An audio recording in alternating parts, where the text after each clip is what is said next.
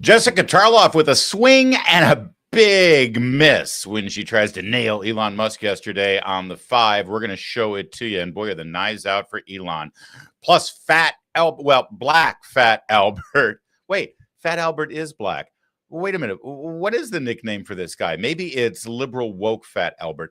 MSNBC's Elliot Mistal. He's just an outright Looney Tunes racist. So, of course, the legacy media can't get enough of him, and he was unplugged on The View. We're going to let you see his freak flag fly. Speaking of freak flags, Trans Visibility Day was a big deal, while Matt Walsh spoke some very uncomfortable truths to the face of Democrat lawmakers in California about transgender policies. And finally, what happened behind the scenes when Bill Maher had a private dinner with Donald Trump in the White House? Well, Kid Rock told us, so we'll tell you what Kid Rock told us. That's all coming up right now. We're brought to you by Birch Gold. My name's Larry O'Connor, but you can call me Larry.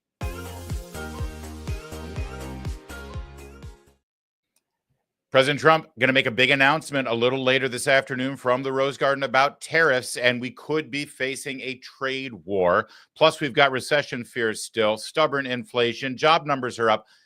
It's an environment where gold has routinely been hitting all-time highs, like we're seeing right now. Volatile markets, you don't want to sit on the sidelines just watching the Dow project your future retirement plans. You don't want to keep your head in the sand either. Take control and safeguard your savings. That's why so many Americans today are turning to Birch Gold Group. Birch Gold Group has helped tens of thousands convert an existing IRA into a IRA in physical gold. They can do it with your 401k as well. Isn't it time for you to find out if you can hedge against inflation and economic instability with gold? To learn how to own physical gold in a tax-sheltered account, text Larry, L-A-R-R-Y, to 989898. Birch Gold is going to send you a free information kit. And let me just make sure I get the number up there for you. Hold on. Text. Where did it go? Oh, there it is. Guess who's not here today? At least not here yet. Text my name, Larry, to 989898. Birch Gold is going to send you a free, no obligation info kit. Again, text my name, Larry, to the number 989898. They've got an A+ rating with the Better Business Bureau, countless 5-star reviews. It took us decades to get into this tangled mess, and they're trying to unpack it now. But how long do you think it's really going to take to right the ship of our economy? Do you have enough time to wait?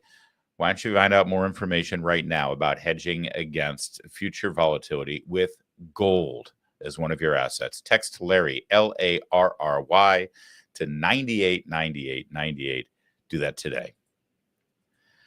All right, Elon Musk appeared on the 5 yesterday, and Jessica Tarlov, this was her big moment, man. She was going to nail Elon. She's there. She's the liberal. She's going to go right after him. Just watch as she goes for the jugular here, accusing him of outright conflict of interest, double dipping, and political corruption.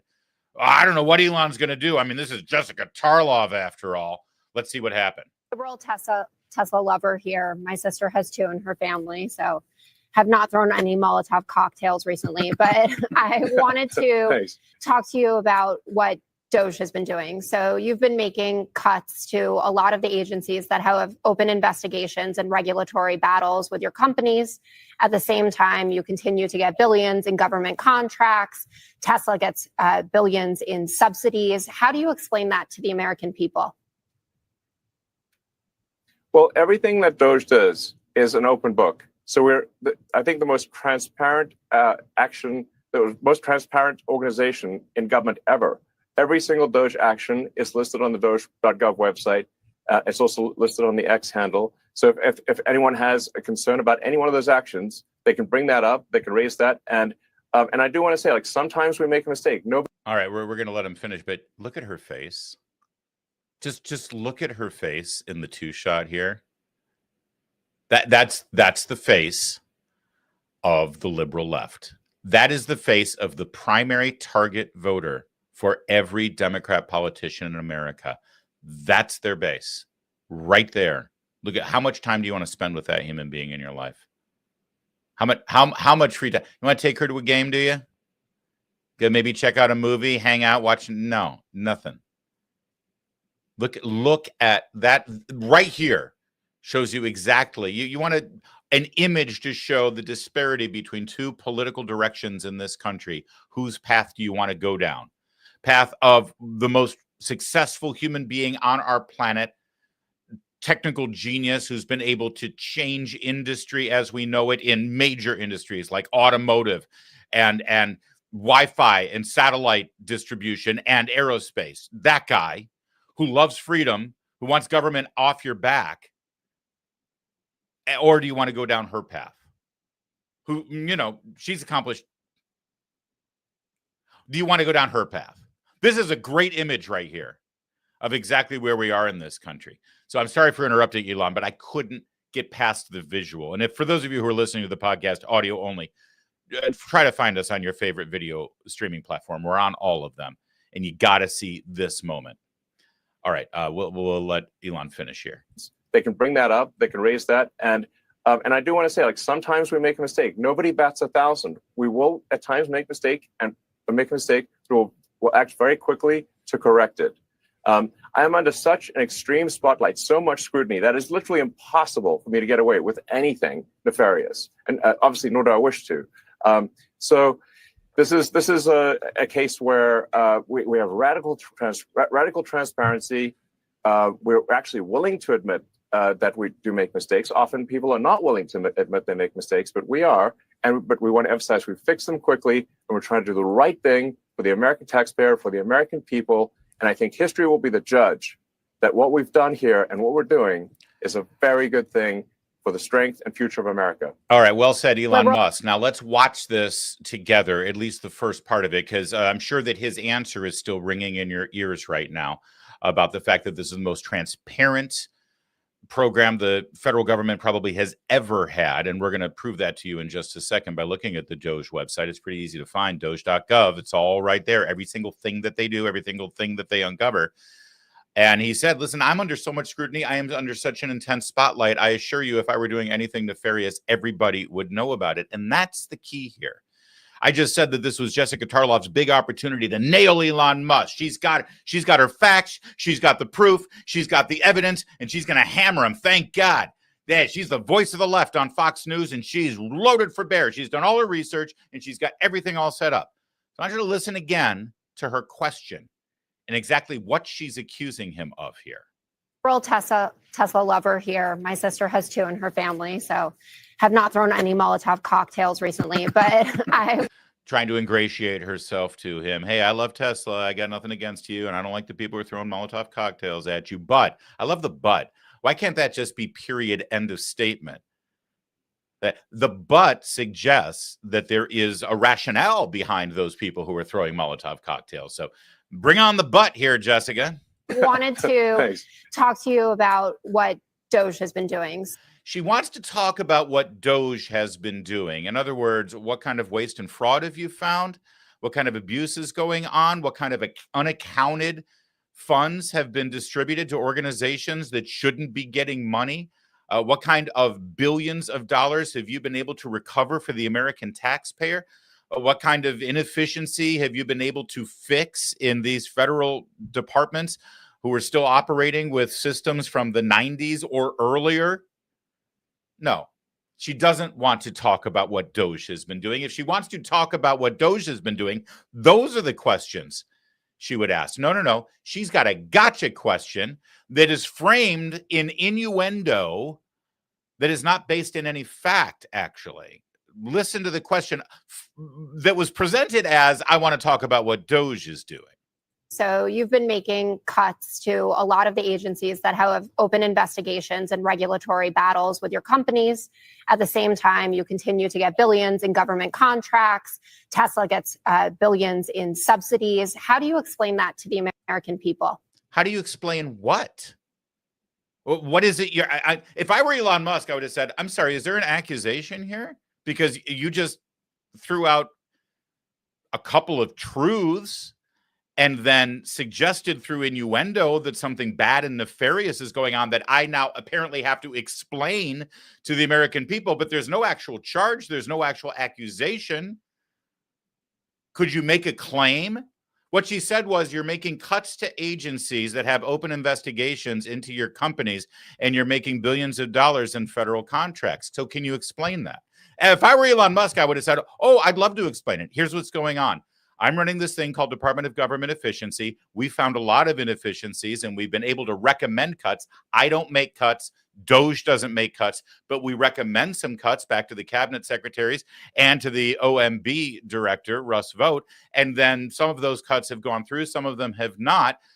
So yes, I have recommended some cuts to agencies that do happen to have some investigations. Investigations, by the way, into my companies that were instigated by the Biden administration the second I started to oppose his policies. There were no investigations into my companies when they all thought I was a good little liberal who would sit in the corner and they could pat my head and throw me a bone and I'd do whatever they'd said because I really wanted all that federal money. No. The second I opposed Joe Biden, and even worse, the second I supported Donald Trump, that's when all these investigations came on board. But yeah, you're right. I've recommended cuts to agencies who are investigating me. And oh, by the way, you are right. I'm making billions of dollars in contracts. You know why? Because I've got the greatest aerospace company on the planet right now. One of those contracts, I just shot up a rocket and a capsule to rescue astronauts that had been abandoned because Boeing's capsule failed. So yeah, you're right. I'm making billions of dollars in contracts with the government because I'm good and because my company is good. If you would like, SpaceX will walk away. Is that what you would like, Jessica? Because you're suggesting there's something nefarious or illegal or counterproductive that's going on here. So what is it I'm explaining? Yeah, I'd love to explain to the American people exactly what's going on. Now, that's how I would do it.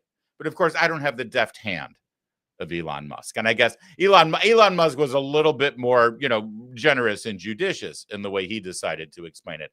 You heard him talk about how transparent they are over at Doge, and they are 1,000% transparent. It's easy for everybody to go to doge.gov. They've got every single item that they have done. Much of it is just the feed from the X account, but they actually categorize this in savings to the American people so far.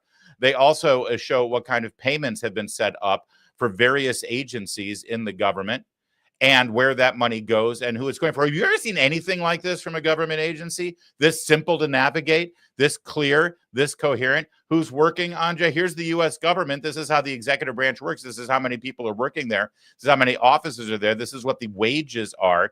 You can go down to the cabinet level agencies. How about Department of Agriculture? 92,000 employees in the Department of Agriculture. 92,000. How about the Office of Communications? 47 people in the comms office. So that's a little bit better. Executive branch, let's go to large independent agencies. Consumer Financial Protection Bureau. That's that thing that was dreamed up by Elizabeth Warren. 1,600 employees, $310 million with 653 subordinate offices. How great is this? This is an incredible resource. Here's regulations. This is a number of agencies, rules created by unelected bureaucrats for each law passed by Congress in 2024. Look at that. Look at that. So Congress passes 176 laws. Meanwhile, the unelected bureaucracy created 3,250 rules and regulations. That's 18.45 rules for every law that was passed by Congress. It's a great website. You should all go to it. You should all look it up, find something that you find interesting, and put it out on X or whatever your social media is. But here's Jessica Tarlov obviously insinuating some sort of nefarious criminal activity or conflict of interest on behalf of Elon Musk. Like Elon Musk was literally the richest man in the world before he started this endeavor of Doge. Does everyone think that he's so psychotic that it's like, you know what? I'm the richest man in the world. I own a car company. I've got an aerospace company. I've got satellites all around the world connecting everybody to Wi-Fi. I own the biggest social media platform. I've got a company that can drill tunnels.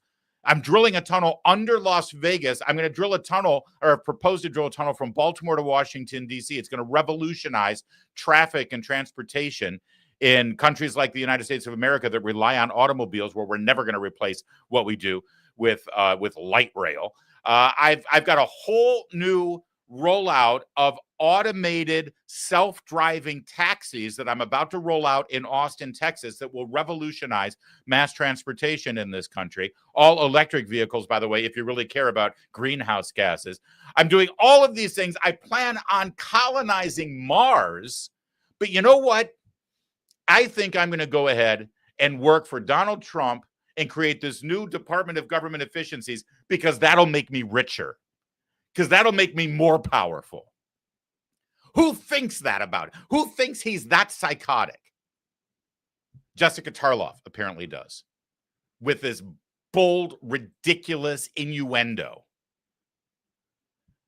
that in some way Elon Musk is actually corrupt. He's the corrupt one in this whole. When you look at what DOGE is uncovering, and you look at what is going on with the Department of Treasury, with the Department of State, with USAID, with all of this other bullshit that we've been paying for, that we never voted for. And when you look at that whole thing, and all you can come up with is, yeah, Elon's the corrupt one here. There's something broken in your head. And that's you, Jessica Tarlov. That's you. So let's go from her to a little better exchange here, where Elon on the 5 was asked specifically about how they're going after his companies. I mean, one of the most un-American things I've ever seen. You don't like Donald Trump? Fine.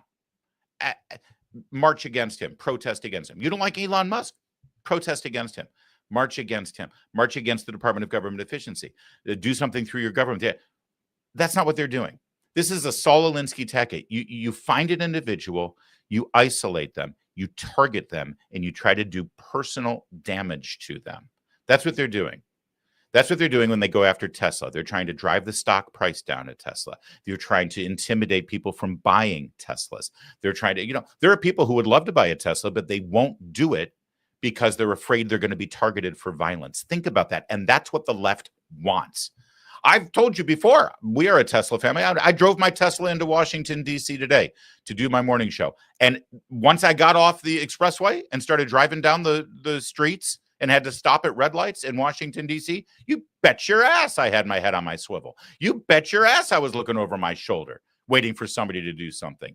That's the environment the left has created in this country, and it's what they want. So Kennedy asked Elon Musk about this, and check out his answer. Let's talk a little bit about some of the anti-Tesla violence. Your car company it's unbelievable. Yeah, I mean, it was a leftist dream come true. It was technologically advanced. It was the word of mouth was better than any car company arguably on the market. And now the left is trying to make it a pariah by tying their anti-Elon politics to violence. How do you talk the unhinged off the ledge? And how do you counter that violence that you're seeing at Tesla dealerships?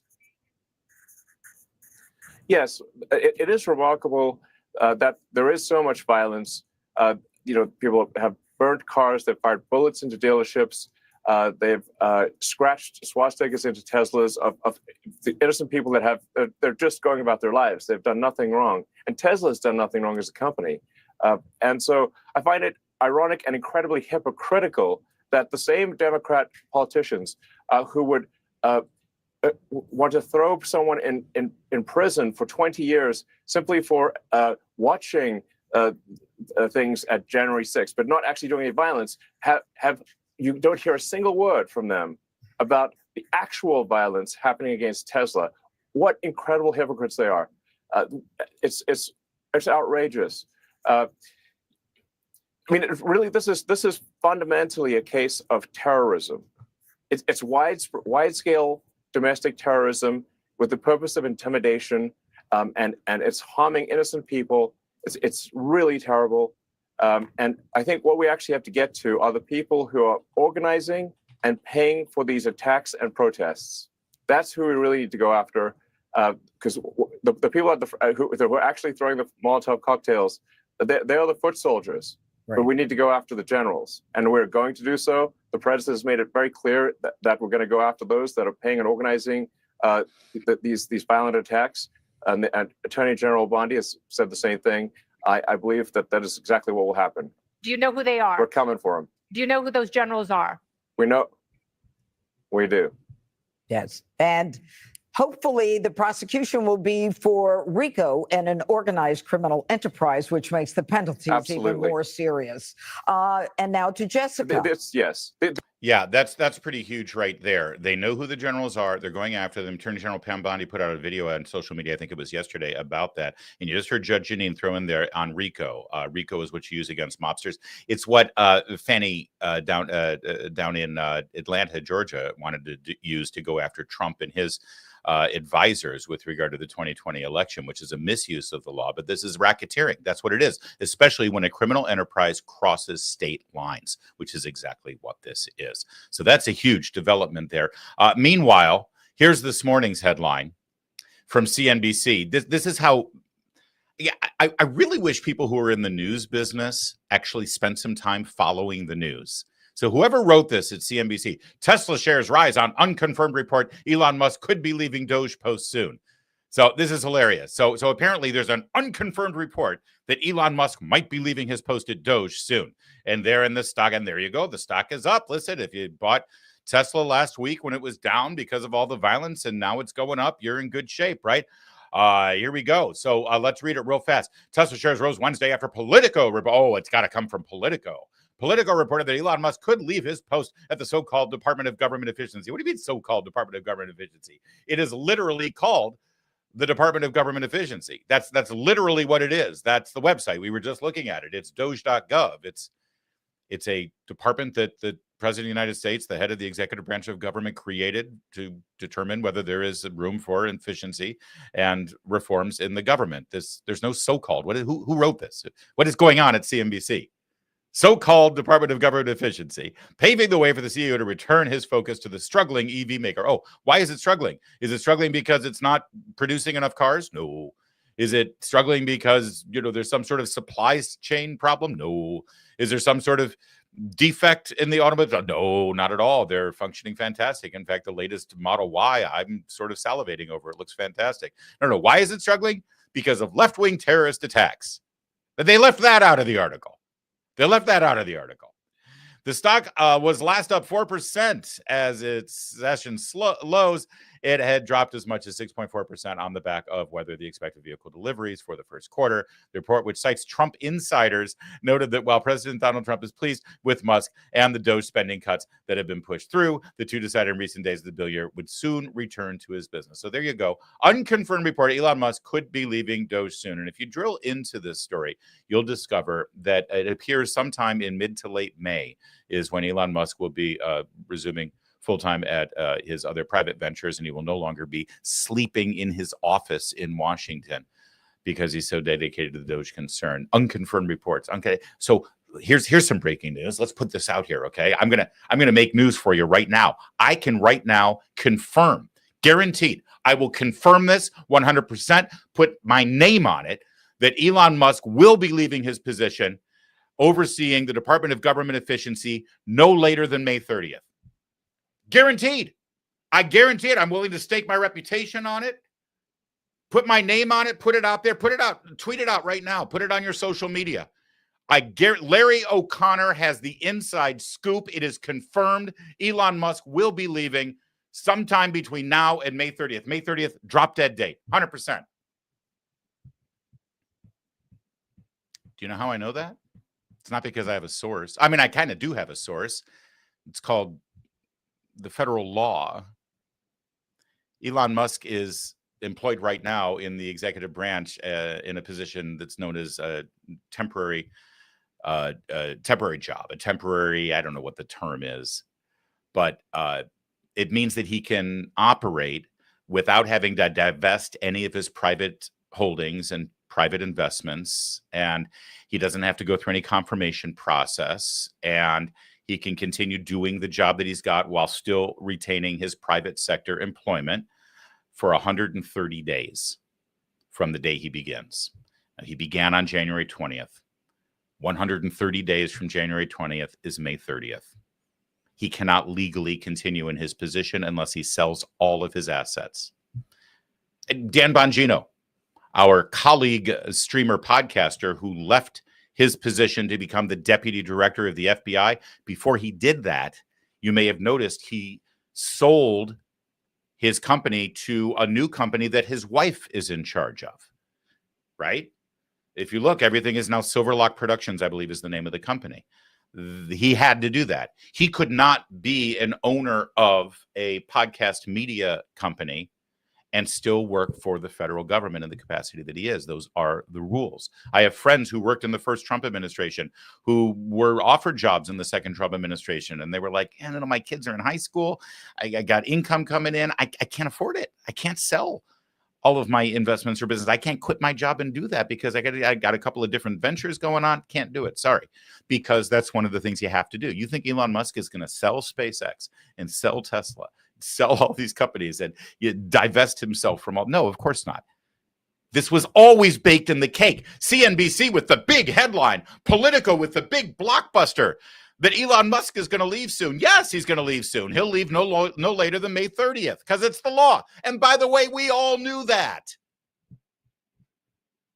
God, I really wish people who were in the business of reporting the news would spend some time reading the news now and again, because I'm just a guy and I knew that. So there it is. There's my blockbuster. Put it out there. Huge headline. Larry O'Connor, exclusive. Elon Musk will leave Doge no later than May 30th. You're welcome. Now, if you like this show and you like that kind of reporting, it means you like Town Hall, because Town Hall is the producer of this program, and we own a ton of websites that you already know. Town Hall, of course, also Hot Air and PJ Media and Red State and Twitchy and Bearing Arms. We do a great job, but we've got a great team of reporters and columnists and digital entrepreneurs, but we need your help. We've got a VIP program on our websites. It gives you an ad-free experience on all of our sites. It also gives you exclusive content that's only created for and reserved for our VIP members. Plus, most importantly, it means that we're a little freer from the big tech advertising overlords who try to censor us. Like when we started writing stories about how it looked like that COVID-19 virus came from a lab in Wuhan instead of from bat soup.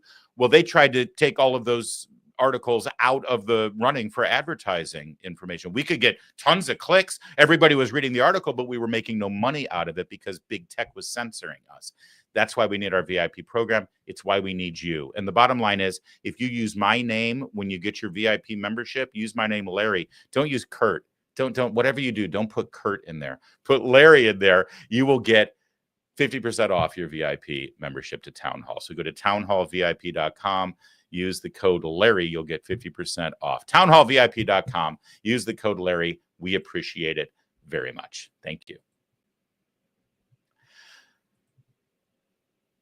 As you know, Bill Maher was invited to the White House to have a private dinner with President Donald Trump. Kid Rock arranged all of this. And of course, everyone's like, boy, I'd love to be a fly on the wall for that meeting. Wonder what happened. I wonder what went down. Well, Mr. Rock appeared on Fox and Friends, and he gave us a little bit of insight into what happened at that dinner. All right, tell us what happened from start to finish in 30 seconds. In 30 seconds, I went on Bill's show. I went on his podcast, and I said, man, you know, nothing happens if people don't break bread together and meet face to face. He's been one of the president's hardest critics. And we came to dinner, me, Bill, Dana White, and it could not have been better. Everyone was so surprised, so pleasant. The most shocking thing to me was, you know, Bill's obviously a very big liberal, been very hard on the president, but he's donated a lot of money to other politicians. You know, you've had Biden, Clinton, Obama, everybody. He had never been to the White House, and the president was so gracious. He took us up to the private residence. We saw the Gettysburg Address in the Lincoln bedroom, and I was like, "You've never been here, Bill?" And I was like, "How about this, President Trump? You know, extending this olive branch," and we talked about things we had in common. You know, ending wokeness. You know, securing the border. Right. You know, the president was asking him what he thought about policy, you know, going on with Iran and Israel and things. It just meant, it blew my mind. It was, right. I was, you know, very, very proud. Very cool. And that's kind of what America is supposed to be all about, isn't it? Listen, he's not going to change Bill Maher's mind about anything. And Maher's been pretty pretty harsh on Trump, and even worse on you and I, on Trump voters, Trump supporters, or basically anybody who doesn't agree with Bill Maher. That's how the intolerant left is, let's face it. So I appreciate Mr. Rock making this happen. We're fellow Detroiters, Michiganders, and it's cool to see Mr. Rock. Yes, that's right, Mr. Rock. What else are you going to call him? I don't know him well enough to call him Kid.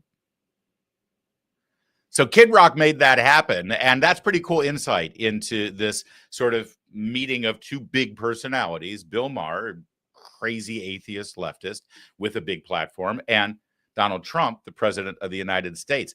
There's also something else that's sort of cool that happened. You saw that Kid Rock explained just now that Bill Maher has had some pretty insulting things to say about Donald Trump. Well, Donald Trump has had some insulting things to say about Bill Maher as well. And apparently, Bill Maher showed up to this dinner with a document that had all of the insults that Trump has called him over the years. What did Trump do? 2015, and he has been relentless, really, ever since. Yeah, well, Bill, when he showed up at the White House, he had actually brought a list of insults Trump had said about him and gave it to Trump. And what did he do? He signed it, which is very Trumpian. And they laughed and they laughed. Kudos to Maher. You know, he knows this is going to burn whatever bridge that remains with the tolerant left. But he said full steam ahead. And you got to give credit to Kid Rock. You know, he went out on a limb, you know, as a bridge between two quarreling people that he happens to be friends with.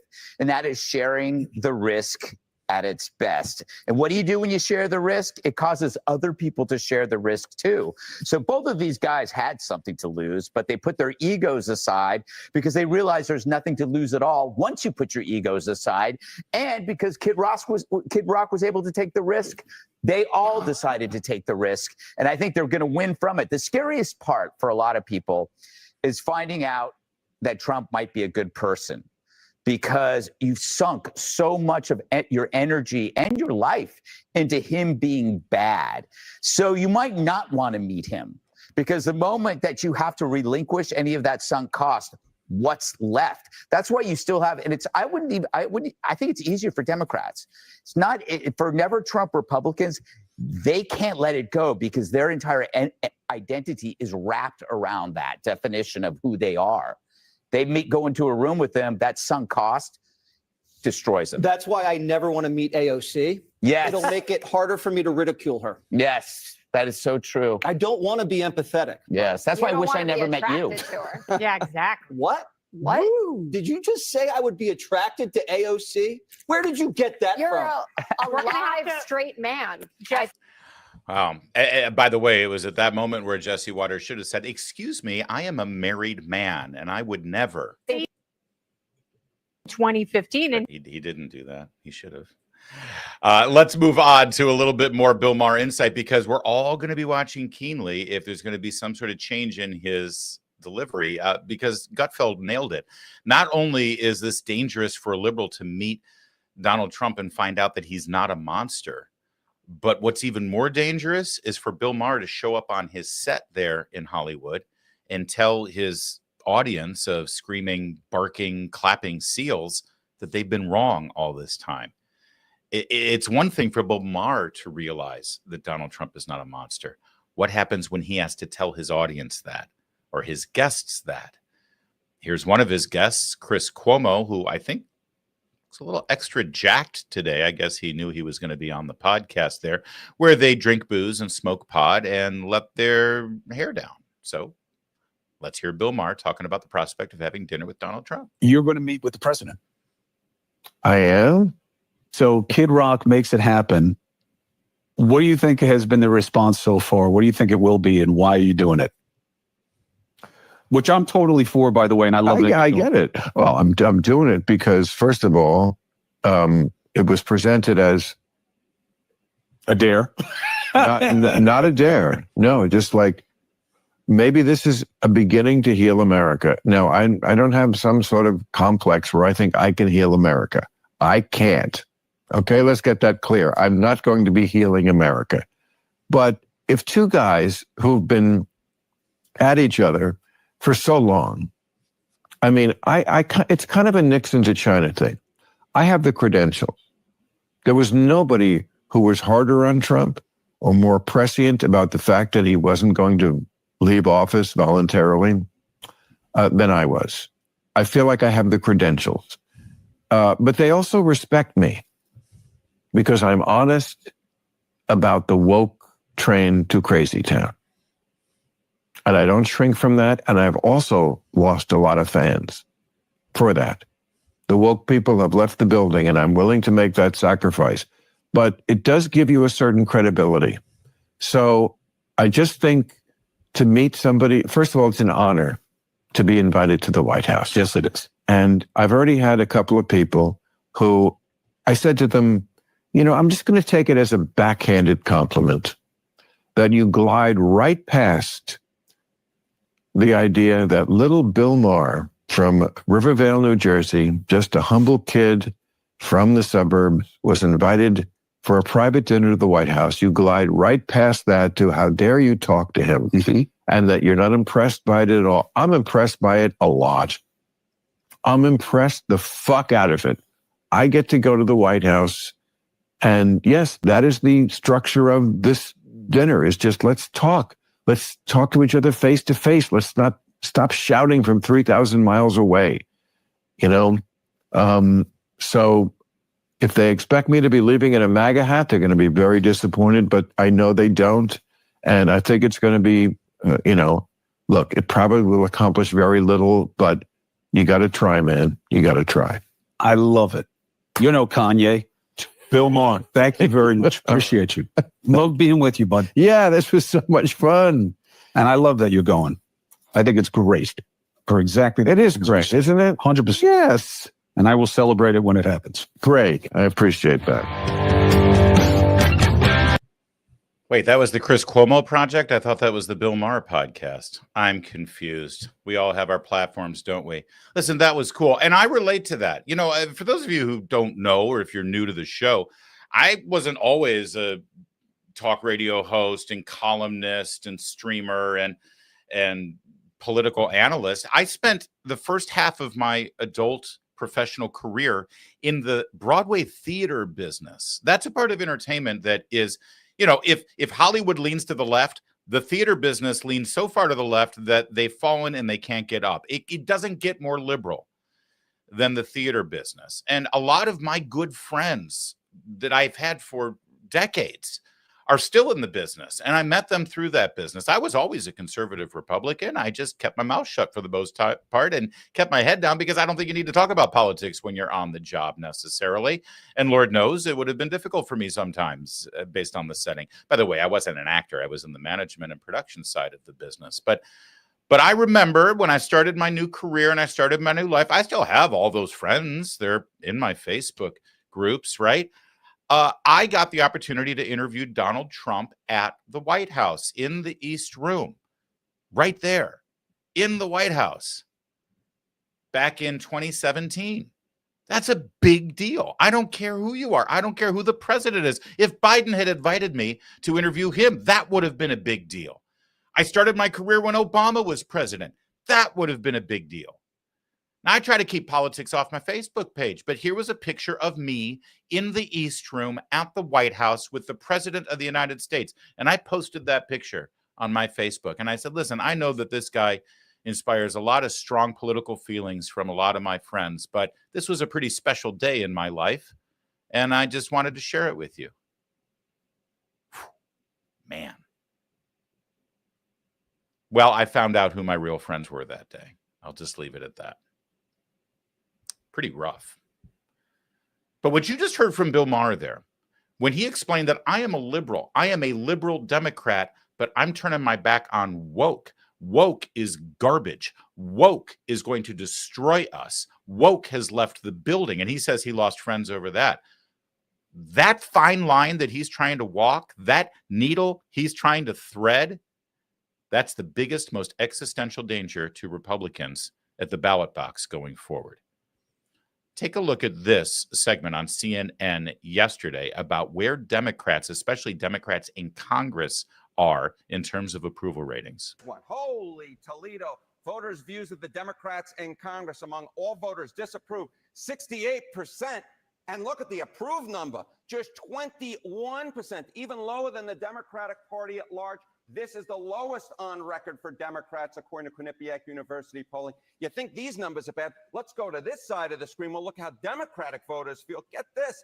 The plurality of Democratic voters disapprove of Democrats in Congress at 49%, and just 40% approve. Horrible, horrible, horrible. Correct. Although as a Republican, I see it as fabulous, fabulous, fabulous. See that number right there. American voters disapprove of the Democrats in Congress, 68%, and only 21% approve. That right there, that's woke.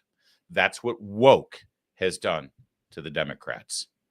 And if the party can somehow figure out a way to stay liberal and lose woke, they've got a chance.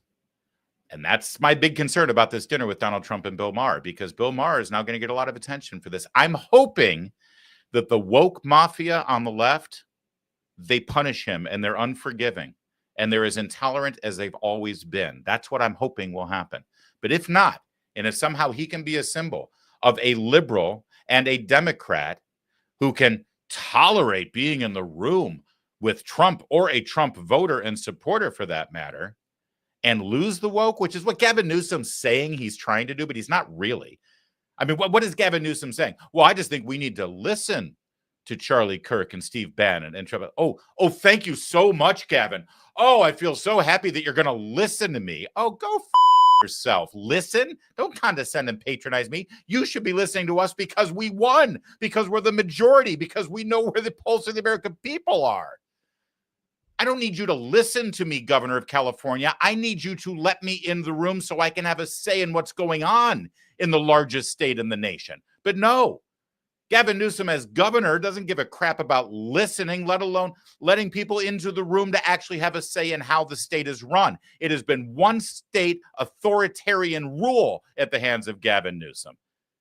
Oh, well, we should listen to them, but then we'll do whatever the hell we want. Yeah, Gavin Newsom's playing that game, but Bill Maher is actually walking the walk. And if the Democrats can figure out a way to tread that line, that could be trouble for Republicans. The good news is there are very few Bill Mahers, and there are a whole lot of Jasmine Crockett's. Oh, hey, look at that. Do you wish you had a mug like this? I knew you did. Well, there's good news. You can get one. All you've got to do is go to the Town Hall store. We've got our own shop right there, store.townhall.com, and you can get yourself some cool Town Hall swag, including a Larry mug. I know your name may not be Larry, but when you're drinking out of this, well, we'll all call you Larry, and that's all that matters.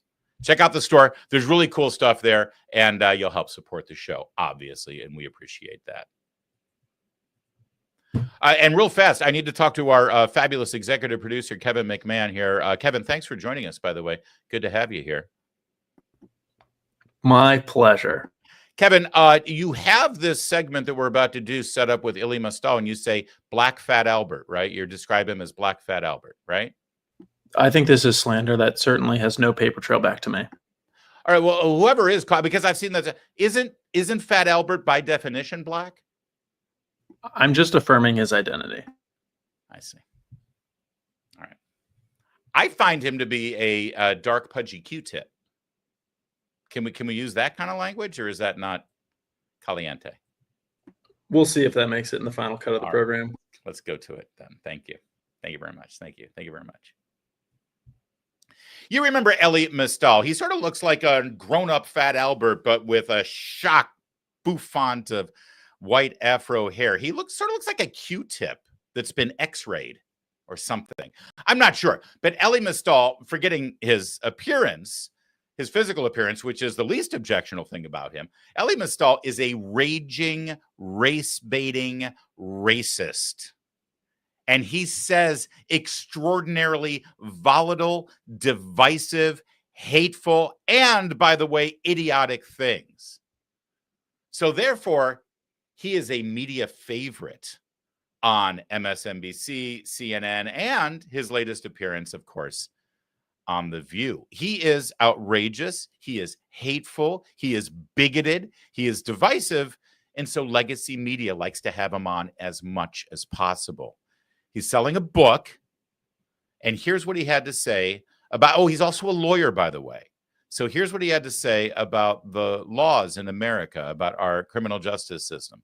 One of my premises for the book is that every law passed before the 1965 Voting Rights Act should be presumptively unconstitutional, right? But because before the 1965 Voting Rights Act, we were functionally an apartheid country. Yeah. Not everybody who lived here could vote here. So why should I give about some law that some old white man passed in the 1920s, like the Immigration and Nationality Act, when they passed our...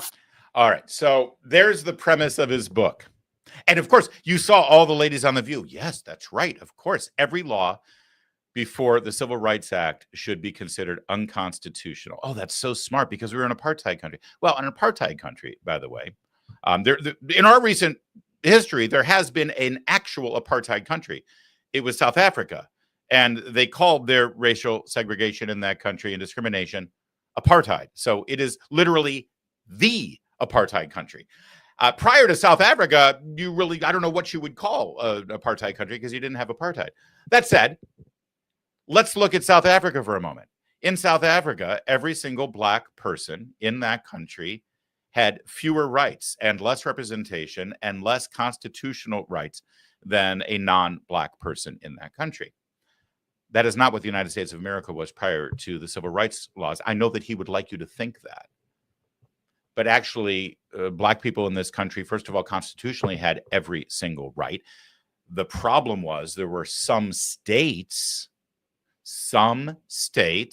who had segregation, who had discrimination, who had bigotry built into their laws. And it took the Civil Rights Act and the constitutional test of that act to eliminate those laws. But if you were a black person in, say, Maine or Vermont or Illinois, you were not treated the same way as you were in, say, Alabama, right? So by definition, the country wasn't an apartheid state.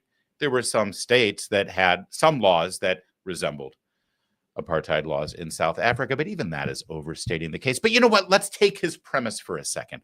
Let's take his premise and dissect it a bit. My premises for the book is that every law passed before the 1965 Voting Rights Act should be presumptively unconstitutional. So every law prior to 1965 should be presumed unconstitutional. Remember that word, unconstitutional, okay? Right? But because before the 1965 Voting Rights Act, we were functionally an apartheid country. Yeah. Not everybody who lived here could vote here. So why should I give about some law that some old white man passed in the 1920s? Aha. Okay, so again, taking his words, taking his premise, because he's smart. Every single law prior to the 1965 Voting Rights Act should be considered unconstitutional, because why should he care what some old white dude said and wrote into law in the 1920s? All right. Now, to determine if a law is unconstitutional, ultimately, you would have to take it through the court system and hold it up against the language of the United States Constitution, right? That's what you do to determine something is unconstitutional. It's funny. He thinks that laws written before the Civil Rights Act should be deemed unconstitutional because that Civil Rights Act in some way changed things in the Constitution. But of course, the Civil Rights Act is not a constitutional amendment, is it? So even after the 1965 Civil Rights Act, which is a law, it's an act, it's not a constitutional amendment, every law post-Civil Rights Act that is tested against the Constitution is actually being tested against the exact same document that every law prior to the Civil Rights Act was tested against. It's the same document. The Constitution didn't change after the 1965 Voting Rights Act. So right there, it's sort of nonsense. It doesn't make any sense at all. But then there's one other thing here. What was the last thing he said about those laws written prior to 1965? Should I give about some law that some old white man passed in the 1920s? Right. Because some old white man in the 1920s wrote those laws, and they don't stand up to the pristine nature of the Constitution. Do we want to reveal to Elie Mystal who wrote the Constitution? Does he know? Does that do? Should we share with him? Who wants to tell him? You think it was some old white dude in the 20s? Dude, I assure you, black people had more to say about how laws were written in the 20s than they did during the Constitution. You think it was white dudes writing laws in the 20s? You don't get much whiter than the Constitutional Convention. Does he think that the Madison and Hamilton that wrote the Constitution are the same dudes who are doing the hip hop musical on Broadway right now? Because I assure you, Ellie, they were not. Ellie Mistal wants to deem a law unconstitutional prior to the Civil Rights Act. Meanwhile, the actual Constitution was written by old white dudes. Although, given his logic, he'd probably have an opportunity to throw out the Constitution too. The man is not serious. The man is not wise. None of his arguments hold up to logic or history. But I want to remind you that the legacy media love him because he makes you mad, because it affirms their preconceived bigotry. He's everything they've ever wanted in a political analyst.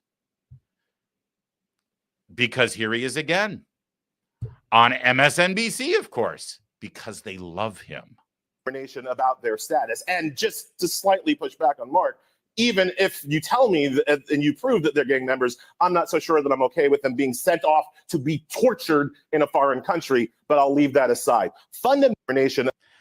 So, of course, this is a conversation that we had yesterday about the members of Tren de Aragua and MS-13 who have been deemed terrorists by the commander-in-chief of this nation, utilizing his powers as commander-in-chief in directing our national security and foreign policy, saying these people are a terrorist organization. They're in the country illegally. They can be sent home without any due process whatsoever. In fact, the law states that it's an immigration judge that determines whether they can be deported or not. And in the case of the gang member terrorists who were sent to El Salvador, they're Venezuelan nationals. They were sent to El Salvador because their own country didn't want them back because they knew how badass they were. And here's Ellie Mistal saying, even if you can prove they are who they say are, even if you can prove they've got, by the way, it's been proven because our law enforcement is allowed to make that judgment. Again, that's what happens when you're at war with a terrorist organization. You make that call. But Ellie Mistal, the brilliant civil rights lawyer, the man that the left loves to platform and promote on their channels, on their legacy media networks, he says, even if they are terrorists, I don't think we should send them out of our country. We should keep them here. The terrorists who came here illegally, where was the due process when they entered our country? You know, we have a process there too, don't we? They came into our country illegally. They stayed in our country illegally. They wreaked havoc here illegally. They continue to be criminals.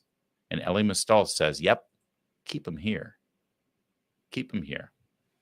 And we are very much looking forward to Mr. Q-Tip's next mainstream media appearance. Maybe it'll be on George Stephanopoulos' show. We'll be there for it. We can't wait. You heard me railing against the legacy media there and pointing out the tactics that they use to divide us. And if you like that, you'll like my book. It's called Shameless Liars, How Trump Defeated the Legacy Media and Made Them Irrelevant. I wrote all about the 2024 campaign, but also about the lies they tell and the tactics they use to divide us every single day. Grab the book, hardcover, paperback, audiobook. You can get it on Amazon. I'd appreciate it. And I guarantee you're going to like that book. It was Trans Visibility Day this week here in America. And boy, it's about time, because I don't know about you, but I don't see enough of trans people. They just aren't visible enough for me.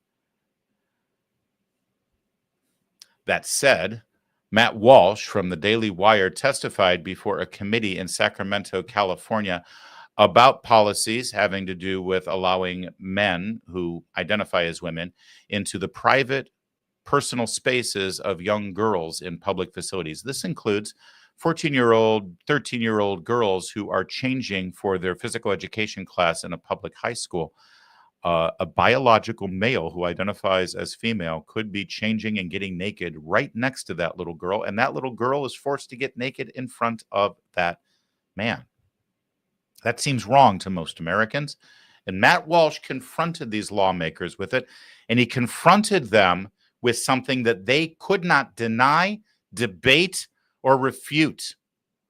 He confronted them with the power of the truth. Today, I'm not going to talk about fairness, although it's certainly true that allowing men to compete in women's sports is deeply unfair. And I'm not going to talk about safety, although it's certainly true that allowing men into female sports teams and into their bathrooms is incredibly unsafe. I'll let others highlight those important points. I want to talk about something even more important and even more basic. It's the most basic thing of all. It's truth.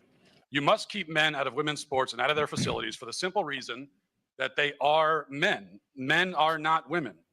A man who claims he is a woman is still not a woman. So why shouldn't men play in women's sports? Because they aren't women. It isn't true. We should not allow men into women's sports for the same reason we shouldn't go around claiming that 2 + 2 = 7. It's just not true. It is a lie. The man who identifies as a woman is either deluded and confused, or he is a cross-dressing fetishist looking to play out his fantasies in public. In either case, the claim that he's making, the claim to womanhood, is not true. And compelling women to take part in this untruth is evil, perverse, and predatory. If you would use the force of law to compel young girls to use a changing room with a boy, you are yourselves predators. Transgenderism is a lie. It is, in fact, the most deranged lie that mankind has ever invented. In a free country, nobody should ever be forced to participate in a lie. As lawmakers, you have an obligation to the truth. It is a truth that I know you all recognize because every human who has ever lived on earth recognizes it, that men are men and women are women. It is that simple. And the question before you is just as simple. The question is this: will you side with the truth, a truth so basic that every toddler understands it, or will you disgrace yourselves by denying it? That is your choice to make. I wish Matt Walsh were holding a mic because he could have dropped it at that moment. This is a bill that was proposed before the California State Assembly, dominated by one party, the Democrats. As you can see, it's Assembly Bill 844. It has to do with educational equity. But this was proposed by a Republican who said that boys' spaces and girls' spaces should be exclusive and private and secured. And that includes transgender individuals not being able to invade those spaces. I'll cut to the chase. Democrats killed it. Democrats killed the bill that was proposed by Republicans. So they, of course, remember when Gavin Newsom said, oh, yeah, this is a problem. The transgender boys competing against girls in sports and all that stuff. And he said, yeah, but he didn't do anything. He didn't do anything. He told Charlie Kirk he disagrees. Oh, yeah, you're right. It's not fair. What did he do? He did nothing. He did nothing.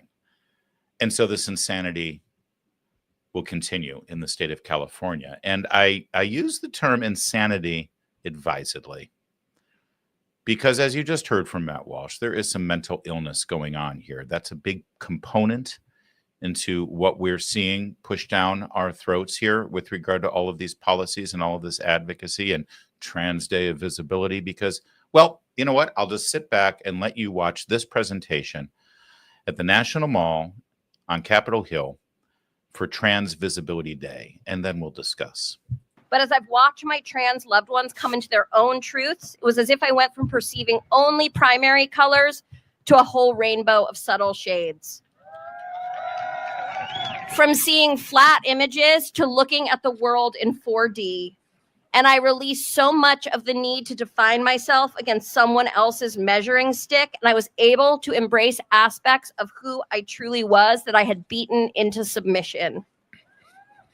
To know a trans person is to know someone who has taken a Herculean journey to overpower these assumptions. Someone who has experienced profound inner and outer doubt, and they have triumphed. Their very existence in this world is a miracle of self-definition. And as a result, my trans loved ones are the wisest, funniest, and most embodied people that I have ever known. So if these words reach just one teenager who wonders if they've been abandoned by cis people after the most recent election, or one trans person struggling to remember how loved they are, I will have done my whole job. So we love you. We see you. We bow down to your charisma, uniqueness, nerve, and talent. And we are so lucky to love you and to fight with you and for you, to learn from you and to ensure that our rights are inseparable from yours. Trans lives don't just matter. They transform the world into a place of possibility, joy, and discovery. Trans liberation is our liberation, and without it, none of us are free. Thank you all so much. Now, is that really who I think it is, Kevin McMahon? Because I know who this has been identified as, but boy, howdy. Is that really her? You know, I think so, but this person has changed their appearance so many times. That's true. Well, this person has been identified by Breitbart News with this video as Lena Dunham, actress Lena Dunham, and you know, I do see it. I do see it there. Either way, whew, the content of that speech just now, if you listen to some of the remarkable turns of phrase utilized in that speech, you heard psychobabble tropes that usually reside within a psychotherapist's office.